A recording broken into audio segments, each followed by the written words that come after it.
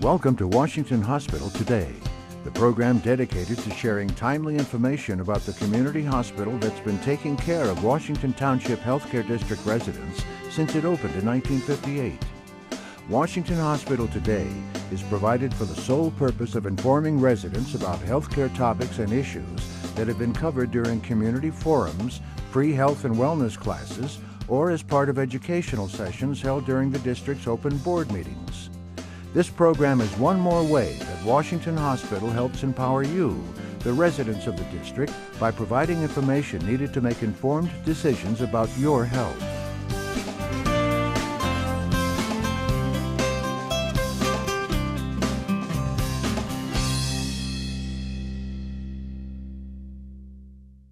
We're going to be talking about common urology problems today that mainly affect men, and there's a lot to cover, so I'm going to try and hit the sort of the highlights, and if you feel that I'm skimming over something that might be important to you, please feel free to ask me any questions either at that time or during the question period. So what does a urologist do? As you can see, we cover a lot of things. One of the main things is kidney stones that can affect both men and women, children and adults. All kinds of cancer, including kidney cancer, bladder cancer, that again, both of those can affect men and women. And then the male-specific problems, which include prostate cancer, testicular cancer, and penile cancer, which is luckily very rare. Urinary incontinence or leakage, poor control of the urine is another issue that we deal with, which again mainly affects women this time, but also some men, especially after prostate surgery.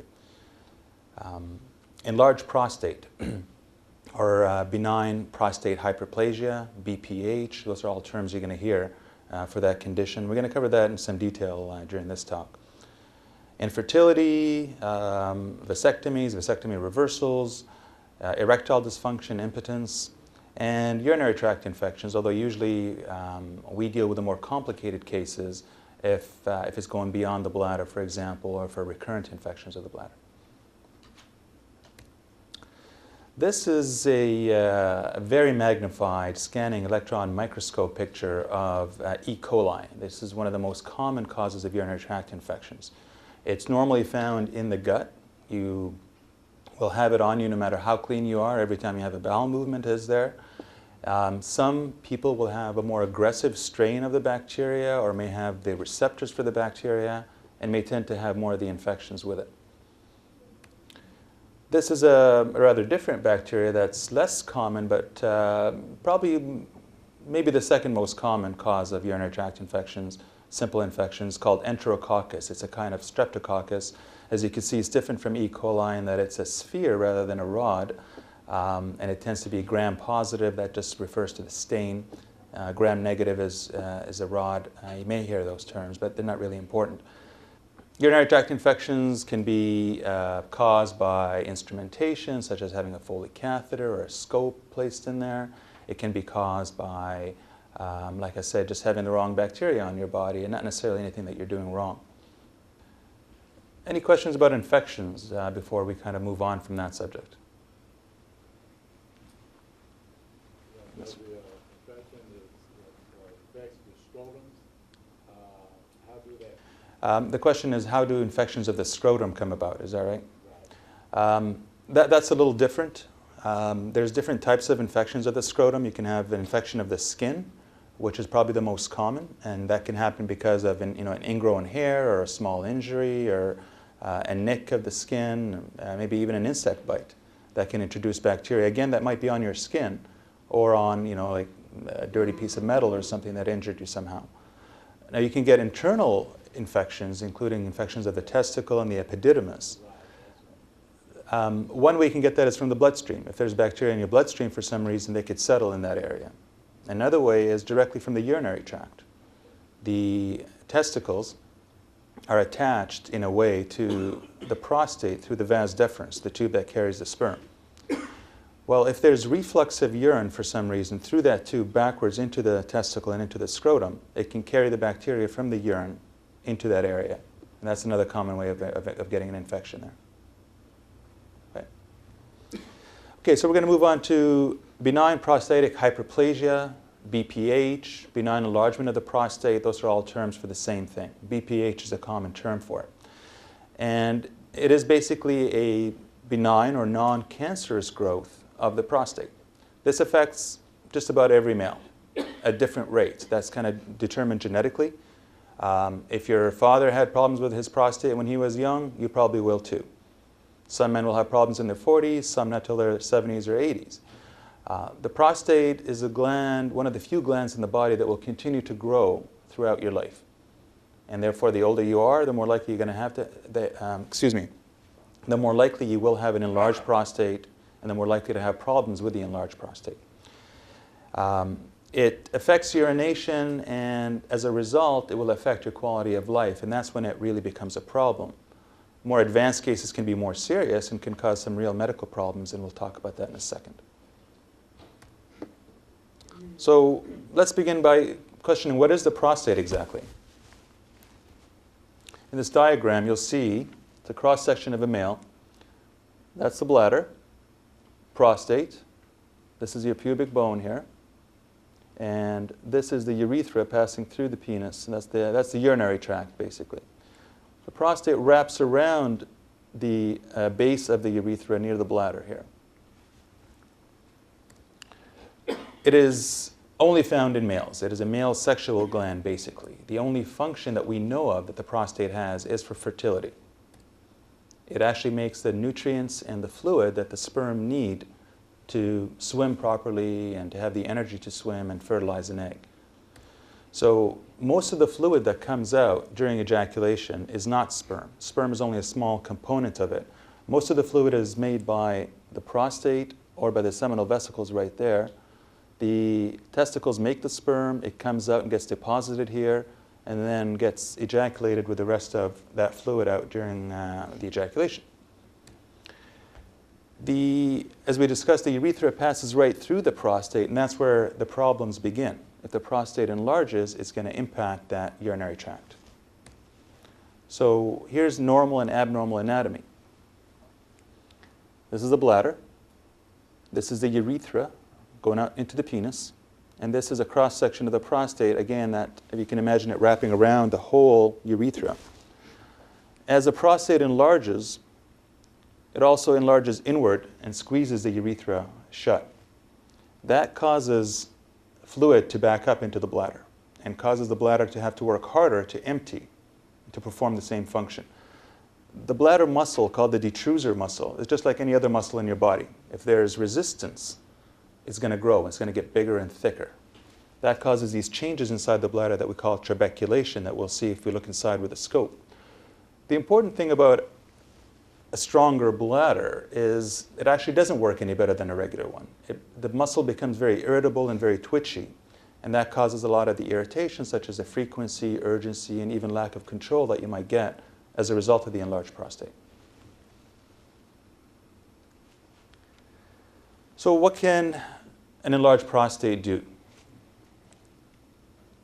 LUTS, or lower urinary tract symptoms, is the main thing. That is a wide description, a wide category that includes frequency, urgency, getting up at night, lack of control, even burning with urination sometimes.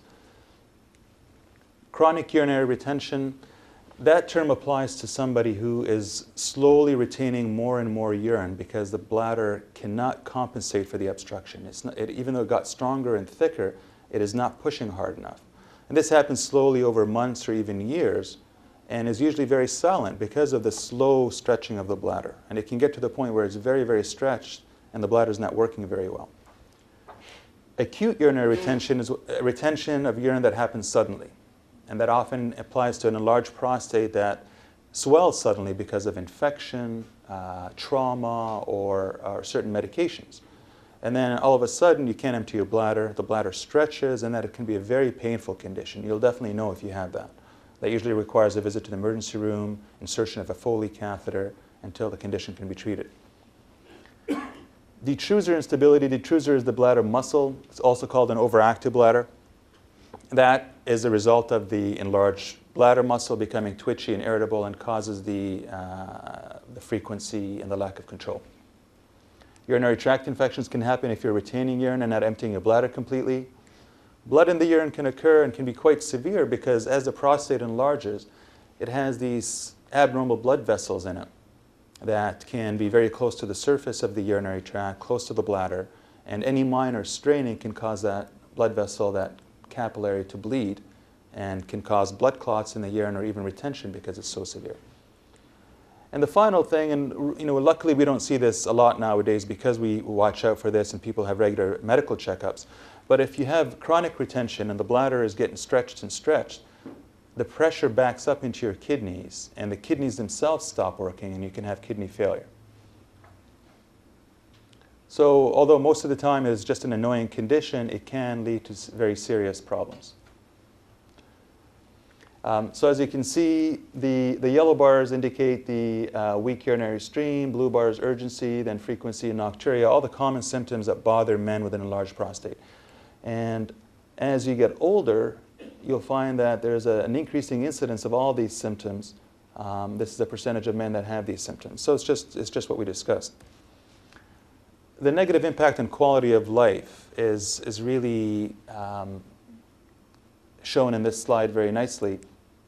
Not getting enough sleep, not being able to go places that don't have a bathroom where you know every bathroom around, not being able to do outdoor activities like even long car rides or playing golf because you have to worry about running to the bathroom frequently. These are the things that can impact your quality of life if you have an enlarged prostate with severe symptoms. All right, now about the treatments. This outlines the wide category of options that you have. The first one is actually watchful waiting, even though I have it second on here. That you just do that if you have either mild symptoms or moderate symptoms that don't bother you very much.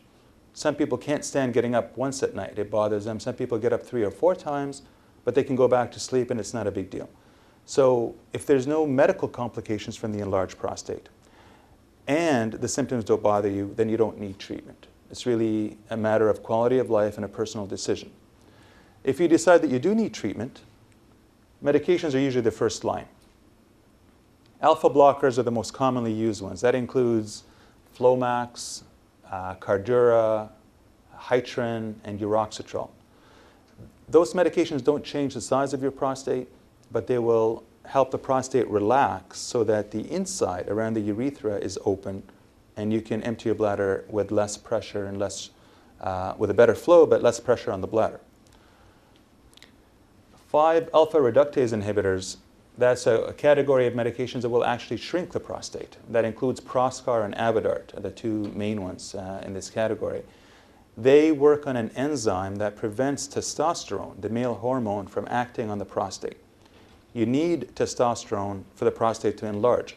If you cut off the effect of the testosterone, the prostate actually shrinks. And you could shrink it by about 20 to 25%, depending on which medication you use. They act a little bit slower than the alpha blockers, and it may take weeks or even months to see the full benefit of those medications. So for more severe symptoms or for a larger prostate, we often give you both, and maybe even stop one of them, like the alpha blocker, if the prostate shrinks and the symptoms improve. Let's say the medications didn't work for you, and you decide that you want something else done. Your symptoms are still bothering you. There's the minimally invasive therapies, which are usually done in the office with a little bit of local anesthetic. And they're fancy acronyms there, but basically microwave therapy is the way to describe it. You put a catheter into the bladder. The part that crosses the prostate will heat the prostate to the point that it will actually shrink the tissue over the next few weeks. Very simple procedure, and it works for sort of the moderately enlarged prostate. If that doesn't work, or if your prostate is larger than that, then the next step is a more invasive procedure that can be done as an outpatient or a quick 23-hour stay, and that's the laser surgeries. Either the HOLAP or the PVP, photovaporization of the prostate, holmium, laser ablation of the prostate. It basically is a form of the roto-rooter. You actually use a laser to core out the prostate, to create a tunnel right through the middle of it for you to urinate from, and that is effective immediately. As soon as you're done the surgery, you'll have an excellent urinary stream. If for some reason that doesn't work for you, if really large or very bloody prostates, then the gold standard is still the TURP. And that's what people refer to when they say the roto-rooter, transurethral resection of the prostate, where again you're creating a tunnel through the prostate using an electrical loop, a cautery, that heats as it cuts through the tissue. Open surgery for a benign disease, for a benign enlargement, is rare unless your prostate is so big, so massive, that all these other procedures will not work and it's not safe for you. So we're going to go on to prostate cancer screening, and I may repeat some of the things I said during the answering the questions. Again, this is the bladder, prostate, the urethra. There's a rectum, and that's why we can do the rectal exam and feel the prostate. The finger can feel the back end of the prostate, which is where most prostate cancer can occur. Now, if the prostate cancer is really small, if it's really deep inside, or if it's on the front part of the prostate, obviously this finger exam is not going to detect it. And that's why by itself, the rectal exam is not perfect.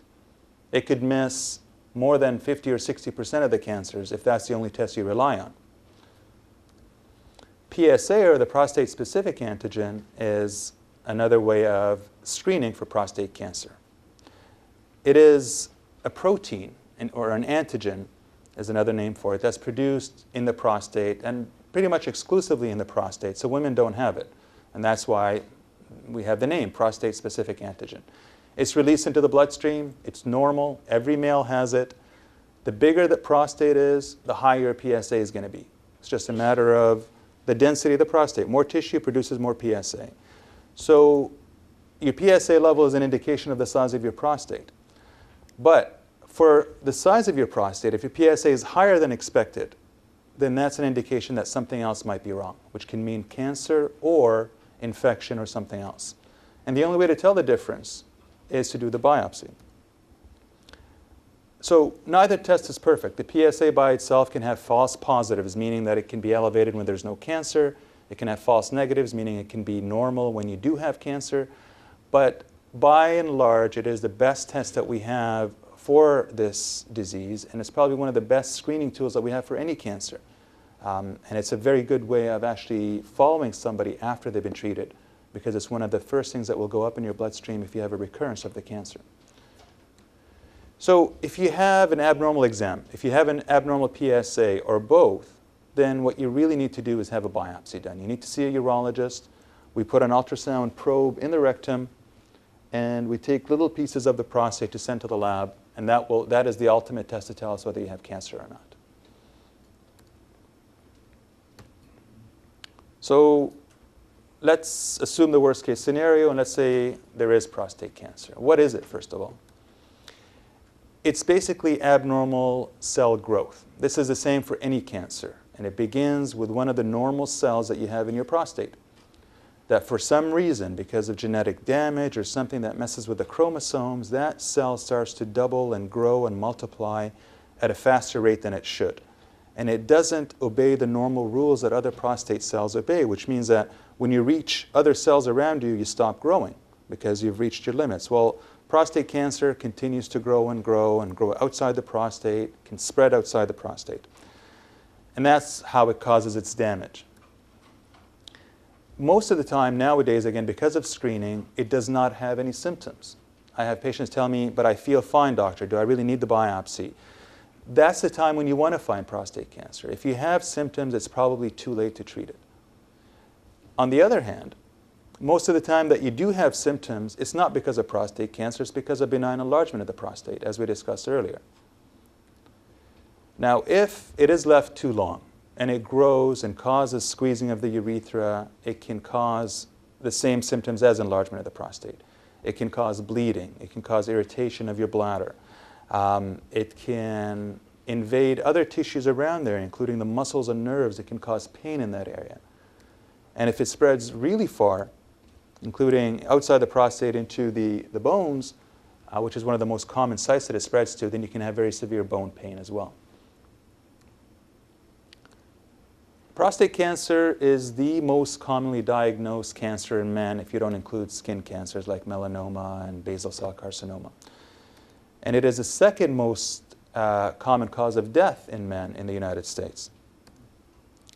The best prognosis, meaning the best chance of cure, is if it's detected early. And that's why urologists do recommend screening, despite the fact that our tests for screening are not perfect. So you have prostate cancer. It is limited to the prostate, meaning that you've had the staging tests, like a CAT scan or a bone scan. We know that it hasn't spread, and it's limited to the prostate. So that's a stage 1 disease. That means it can be cured.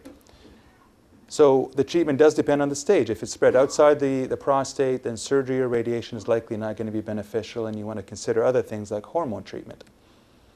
Your age and health are important.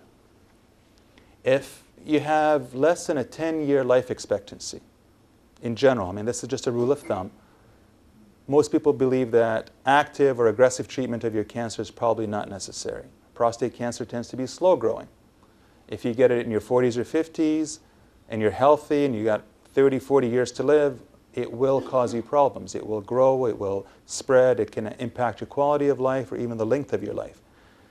If you're older with heart disease and other problems and you feel, or your doctor feels that you're likely going to die of something else, then it's probably not necessary to go through the risks and the side effects of treatment. And of course, your personal preference always comes in. Once you discuss all the risks and benefits and alternatives, you're the person that ultimately decides what kind of treatment is best for you. So watchful waiting, again, that applies to people that just simply do not want any treatment, or we feel that their cancer is small enough and slow growing enough that it's not going to impact them. And you just have regular physical exams, PSAs, maybe even repeat biopsies down the road, or repeat imaging like a bone scan to see if it's spreading. If you decide you do want treatment and cure, external beam radiation therapy, or that's the traditional radiation therapy where the radiation is given to you from the outside, is one option. Brachytherapy, or the radioactive seed implants, is another. Cryotherapy, or freezing of the prostate, is becoming more common now. And finally, surgery, which is what a urologist does. So you might notice that I'm a little bit biased towards that, and I'll admit that. That's what's called a radical prostatectomy, which is actually removal of your whole prostate. There's a traditional open surgery that's still being used very commonly, where you make an incision, and I'll describe that in a second. There's a traditional laparoscopy that's made with small openings and where the instruments are controlled by hand. Or you have the Da Vinci robotic prostatectomy, which is available here, and which I perform as well, which is like laparoscopy, except that you have robotic arms controlling the instruments. And there are advantages to that, and I'll describe that in a second. The goals of the prostatectomy, obviously, is to remove the prostate and remove the cancer contained within it. If you do that, you should be cured. The only way the cancer can come back is if it's already outside the prostate, and we just didn't detect it for some reason because of our technology or whatever the case may be. It was too early on. After that, the second most important thing is to preserve urinary function and potency. So you want to be able to still control the urine, to not leak, and also to still have erections and sexual activity if possible. The nerve-sparing prostatectomy is what many urologists, including myself, perform. And that is what you need to do to preserve the nerves that lead to erections. This is specifically just for the erection. In this diagram, this is a side view. So this is the front, this is the back, this is the bladder, prostate, the urethra going out under the pubic bone up towards the penis. You'll notice that the nerves that control erections run right beside the bladder, then are plastered to the side of the prostate, and it's not shown here, but then they extend along the urethra towards the penis. To remove the prostate, you have to disconnect it from the bladder, disconnect it from the urethra, and then peel these nerves off gently, making sure that you get all the cancer, but also preserving these nerves so that they're not damaged and they can still function for erections. And it's called the neurovascular bundle. Those are the nerves. So, open surgery. You make an incision from the belly button all the way down to the pubic bone. You expose the prostate, which is in this general area, and also the lymph nodes on either side. You put a retractor in here to open the incision. You remove your prostate. You do your suturing by hand. Close everything back up. Put the anatomy back the way it should be. And that's the way it's traditionally been done before the robotic was available. And it's still the most appropriate for some patients. The prostate is accessed directly. The average blood loss is about 900 milliliters or 2 units. Sometimes it's less, sometimes it's more, depending on what your blood level was before the surgery. You may or may not need transfusions, although often 2 units of transfusion is pretty common. You're in the hospital for about 3 or 4 days until you recover and you have good pain control. You have a catheter or a tube inside your bladder to drain the urine and allow the healing for about 2 weeks. And then full recovery is about 4 to 6 weeks before you can resume all your normal activities. The conventional laparoscopy, and the robotic is similar to this, involves making several small incisions. So instead of the one big one in the middle, you have these tiny incisions, one for the camera, the others for all the instruments that you'll use. Smaller incisions heal faster. You have better visualization because you have a camera that's placed directly inside the body, and you're this far away from the prostate, and you can see it very clearly.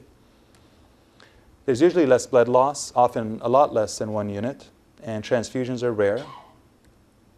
It's a shorter hospital stay. Often you can go home the next day.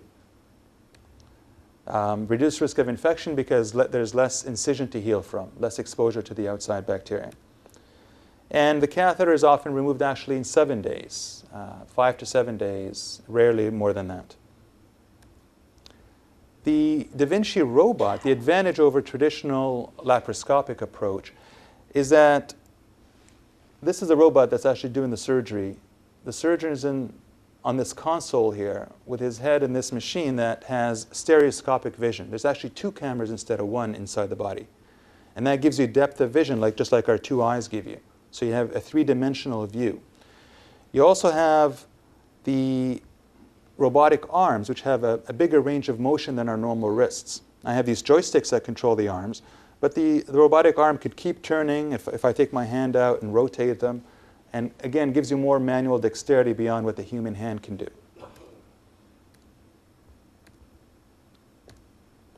So this is the console that I look into. My head is in here, my left eye, my right eye, and these are the instruments that I control.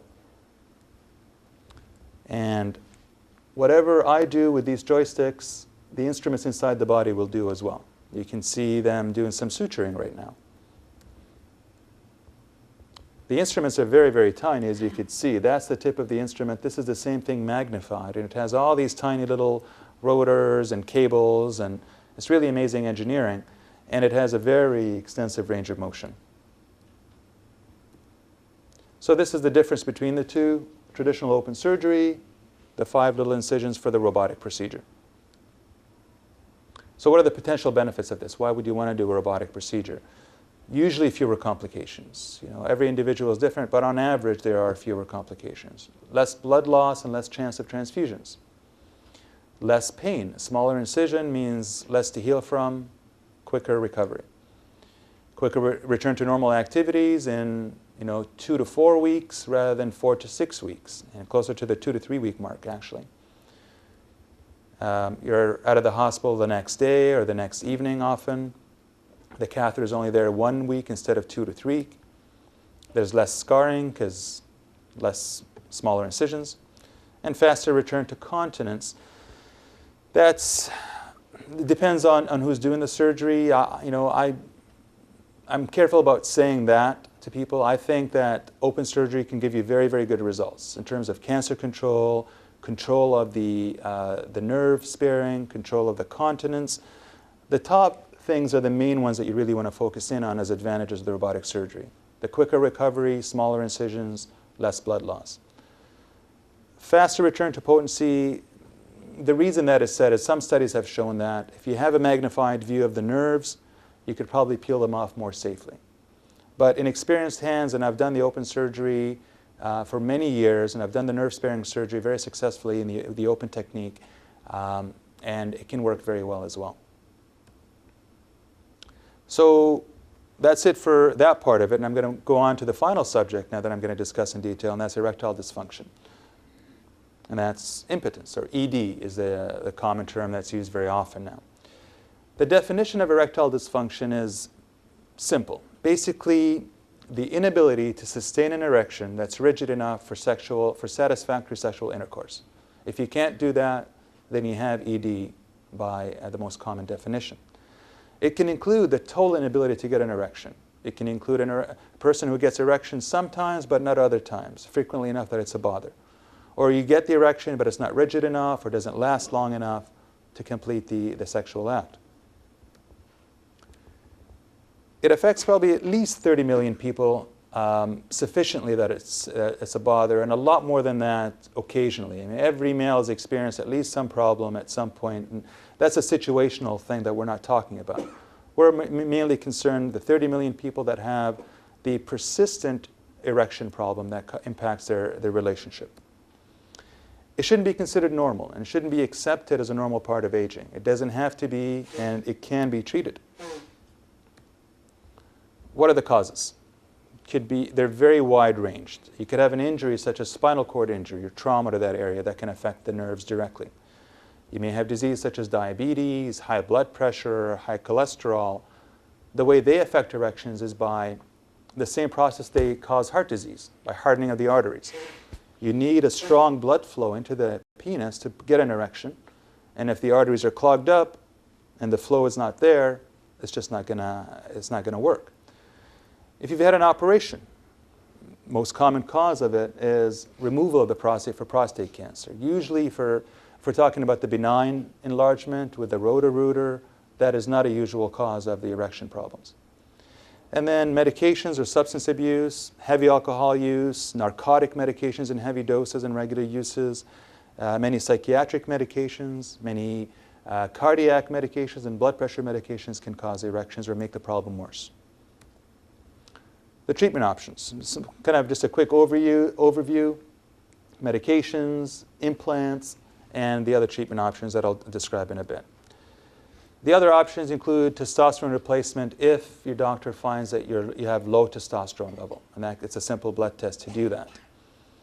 There's insertable drugs or Muse.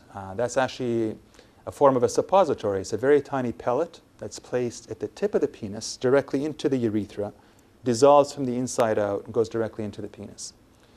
Vascular surgery or blood vessel surgery is very rarely used now, and it's only useful in very specific cases. For example, somebody who's had an injury where we know that the blood vessels were damaged in a very specific area that you can bypass. But most of the time, if you have the generalized hardening of the arteries, there isn't enough blood vessel to really work with or bypass, and that is not a good option.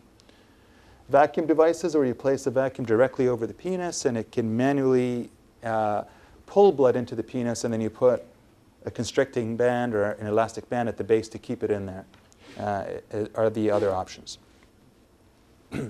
Medical therapy, everybody knows the little blue pill.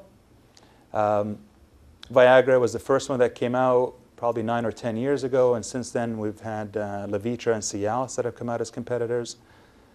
Levitra and Viagra, in my opinion, are very similar to each other. They have a relatively short duration of action, 4 to 6 hours. It can last as long as 12 to 24 hours in some people. Cialis lasts longer in the body. It can last 2 to 3 days. You don't have an erection for that whole time, but you have the ability to get the erection as long as the medication is in your system. Common side effects of these medications, especially the first few times that you use them: headaches, flushing of your face, stomach upset, nasal congestion, and for some medications, especially Viagra, you may have a little bluish tinge to the vision temporarily. These options are very good for people with relatively mild or moderate erection problems, and it's probably going to be the first line that your doctor is going to try. You can't use them in certain situations. If you have severe heart disease and you're taking nitroglycerin, for example, the pill under the tongue or the spray, you can't combine it with that because the blood pressure drops too much. If you're taking alpha blockers for your prostate enlargement, you can take these medications, but you have to separate them by at least 4 hours, the 2 pills. So you have to take one, say, in the morning and one in the evening, or vice versa. Now, if you've tried everything, if you tried the injections, if you've tried the vacuum device and the pill, and the other don't work or you don't like them, then the next option available to you is a procedure that can be done as an outpatient, and that's the penile implant. In general, there are 2 different types: what's called a malleable implant or a flexible implant, and the inflatable implant. The malleable implant is basically a rod that can be flexed and bent to sort of put the penis away when you're not using it. But the penis is never completely flaccid. You can bend it, but it's still fairly rigid. So that's inconvenient, but it's a good option for somebody who has low manual dexterity and doesn't have good use of their fine motor skills in terms of finding a pump and operating a pump. For most people, the best option is the inflatable implant because it's a lot more natural. What you have are two cylinders, basically two balloons, one on each side of the penile shaft, and you could only see one here from the side, that are empty most of the time, and the penis, to all intents and purposes, looks flaccid. There's a little reservoir of fluid that's hidden inside your pelvis that you can't see or feel, and there's a pump in the scrotum that can't be seen but can be felt. When you're ready for an erection, you press the pump, the fluid flows from in here into the cylinders, into the balloons, basically, and you get a rigid erection. Your sensation is normal, it's not affected, the tip of the penis still has a normal sensation. When you're done with your sexual activity, however long that takes, you press the valve right there, the fluid flows back into the reservoir, and you have a flaccid penis again. And again, there's nothing visible on the outside. Inflatable and malleable implants are usually covered by most insurance plans, including Medicare. Usually your doctor has to justify why you need it, that you failed other treatments. The doctor will make sure that you have the authorization before you undergo the surgery, and it can be taken care of. Thank you very much, and I'll now take questions. Yes, this question is about the prostate cancer. Yes. I had a brother that had cancer. Okay, he had the cancer removed, and it's been like going on 4 years now. But every year he seemed to have to go back to the hospital and have an operation done because they keep getting the scar tissue build up in the prostate, and they keep trying to remove that out. How can that be prevented? The scar tissue that develops when you remove the prostate, as we described, the bladder has to be reattached back to the urethra, to the urinary tract. And it's a very small opening, and you put a bunch of very fine stitches all the way around. You put the catheter across to act as a bridge for the healing. And then you keep that in for a week or two, depending on the type of surgery. Once it heals, it should stay like a circle. Now, most of the time, that's the result. Unfortunately, sometimes because of maybe some bleeding internally, or a mild infection, or just the way some people heal with more scar tissue, that opening tightens up and becomes the scar tissue, or what's called a stricture. And unfortunately, once it happens, you just have to deal with it and dilate it, and sometimes just once is enough. Sometimes it's bad enough that it keeps recurring and it needs regular dilations or stretching. But most of the time, just doing the surgery properly, let me reword that. Just doing the surgery the way we normally do it results in a good result in most people. Okay, so his keep repeating itself. Right, and unfortunately, once it occurs, like I said, in some people, the problem will keep coming back because of the way their body heals. Every time you stretch that scar tissue, you're basically causing an injury. You have to stretch it, there's a little bit of bleeding, and then the body heals with scar tissue again. And when you're talking about a very narrow, small area, it won't take much to close it up again. Thank you. You're welcome. Yeah, and do you think the riding the bicycle can affect to the function of the urinary tract? Riding a bicycle, can it affect the function of the urinary tract? Yes, is a simple answer. We found that people who ride the bike, not just for recreation and for short periods of time, but people who go on very long distance rides on a regular basis. These athletes that sit on these tiny little seats and go for 20, 30, 40, 50-mile rides several times a week. The constant pressure on the perineum, around the prostate area, can lead to scar tissue either around the nerves or around the urethra, the passageway. I just wanted to get this straight. Is the prostate the only thing that causes ED? And is there anything else that you can do besides medications and all this other stuff, like, you know, herbs, exercises, losing weight, and all that kind of stuff? The prostate doesn't cause ED. Now, prostate surgery might. So removal of the whole prostate, the radical prostatectomy for prostate cancer. What causes ED are some of the things we talked about. So in most men, actually, it is a medical problem, such as hardening of the arteries, diabetes, high cholesterol, high blood pressure. Those things will cause hardening of the arteries. Diabetes also can cause damage to the nerves, just like can cause, what's called peripheral neuropathy, numbness and burning in your feet. The nerves to the penis can be damaged by the high blood sugar, and that can cause them to not fire properly. The best thing you can do to prevent that is to take care of your health in general. So losing weight, low cholesterol, low fat diet, controlling your blood pressure. That's the best prevention and can prevent it from getting worse. Although unfortunately, most of the time, once damage has been done, it's hard to reverse it. And then you need treatment. I forget which medication states this in their informational sheet. It's either Proscar or Flomax. Supposedly, side effects are a rash or breast enlargements, which I've experienced both. Is that correct?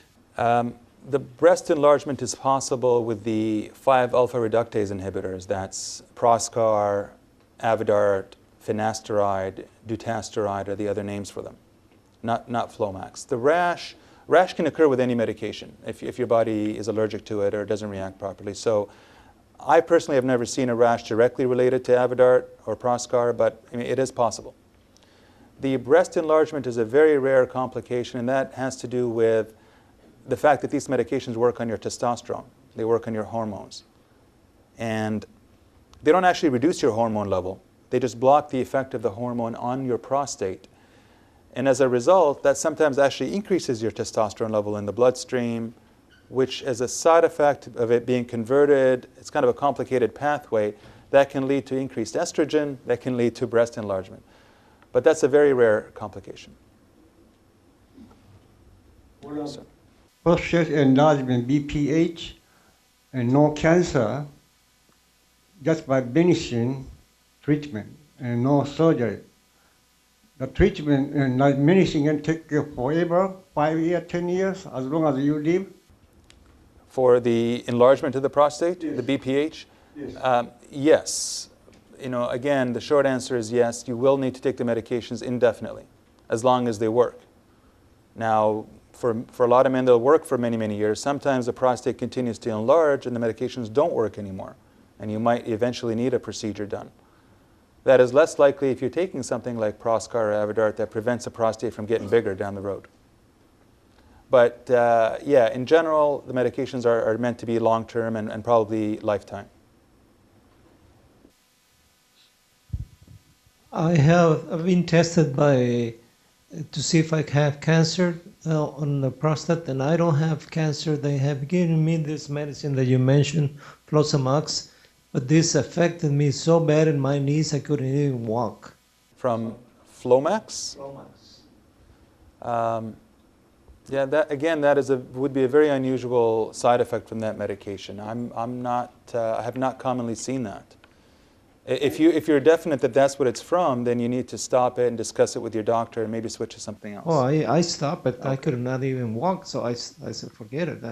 I'd rather suffer the consequences, which is lots of times I have to go back to urinate during the nights, but I go back to sleep, so no problem. Yeah, but again, if you're not putting up with the symptoms, there are other options. Flomax is not the only medication, and just because the Flomax causes side effects for you, doesn't mean others will. And if the others don't work, again, or you have side effects, then you consider the other treatments.